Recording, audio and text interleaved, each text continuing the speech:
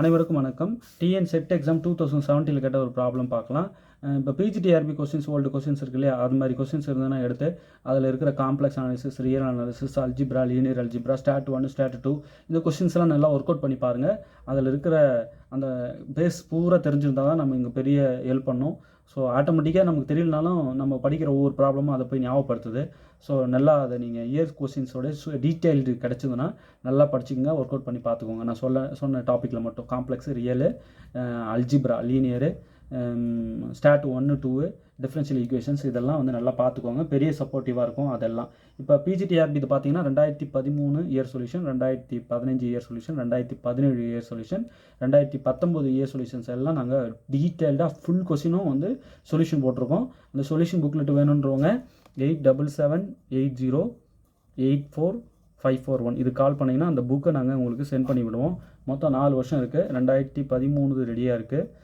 PGTRB அந்த question TRP conduct பண்ணியிருப்பாங்க இல்லையா, அந்த அரசு கொஸ்டின் அது சொல்கிறேன். 2015 இது ரெடியாக இருக்குது, 2017 ரெடியாக இருக்குது, 2019 ரெடியாக. இந்த 4 இயர் சொல்யூஷனும் வாங்கி நீங்கள் பார்த்துக்கிறது ரொம்ப நல்லது, கூடுதல் பலம். இப்போது டிஎன் செட்டு 2017 கேட்ட ஒரு ப்ராப்ளம் பாருங்கள். Limit x goes to 1 √x² + 3 - 2 √x/x² - 1 இது நான் 4ல் இது லிமிட் அப்ளை பண்ணால் 4ல் என்ன ஆன்சர் வரும் அப்படின்னு சொல்லிட்டு கேட்குறாங்க. ஃபஸ்ட்டு நான் என்ன பண்ணுறேன், லிமிட் அப்ளை பண்ணிப்பேன். எக்ஸுக்கு 1 கொடுத்தா 1² 1 1 + 3 4 4க்கு ரூட் எடுத்தால் 2 மைனஸ் 1க்கு ரூட் எடுத்தால் 1 2 × 1 2 அப்போ 2 - 2 வருது.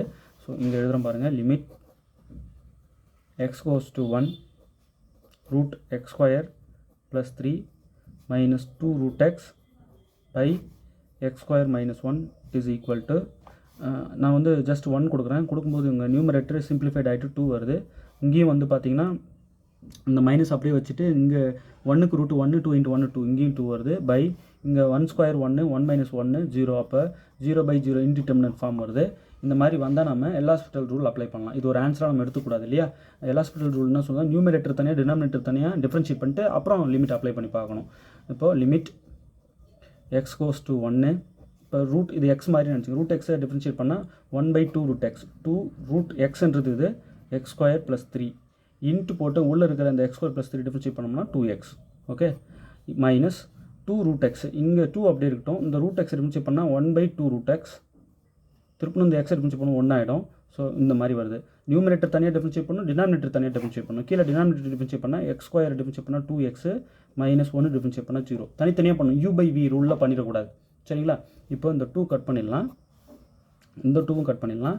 அப்படியே சிம்பிளிஃபை பண்ணோம் அப்படின்னா லிமிட் x goes to 1 இந்த x நியூமரேட்டருக்கு மல்டிப்ளை பண்ணிடலாம். x/√x² + 3 - 1/√x okay bye 2x.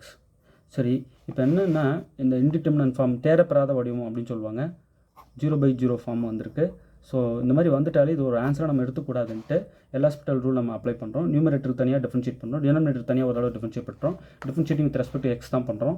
பண்ணும்போது நான் எடுத்து இந்த மாதிரி வந்து நிற்குது.